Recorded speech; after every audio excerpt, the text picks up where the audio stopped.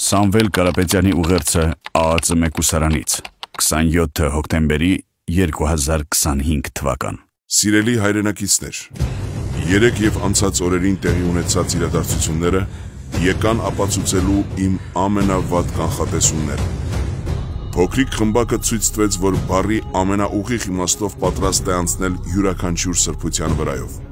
Հանուն իշխանության պահպանման այդ մարդիկ հայ ժողովրդի ողջ պատմության ընթացքում չտեսնված արարք գործեցին, փորձելով թշնամաբար կոտրել հայ առաքելական եկեղեցու կարգը և արատավորել սուրբ պատարագն իրենց միջամտությամբ։ Դրանով ազգային պառակտման ճանապարհին այս իշխանությունները նոր քայլ արեցին, արժանանալով ողջ հայության դատապարտմանը և զայրույթին։ Կարելի է վստահ լինել, որ այսքանով փոքրիկ խմբակը կանգ չի առնել մեր կարևորագույն ազգային ինստիտուտին, մեր մայրաթոռին հարվածներ հասցնելու ու վարկաբեկելու համար։ Սակայն նրանք պետք է իմանան, որ մենք էլ շարունակելու ենք պաշտպանել մեր արժեքներն ու սրբությունները ճիշտ այնպես, ինչպես արել ենք դարեր առաջ, արել ենք երեկ ու անելու ենք վաղը։ Ոչ մի զրկանք չի կարող կանգնեցնել մեր շարժման ընթացքը դեպի հաղթանակ։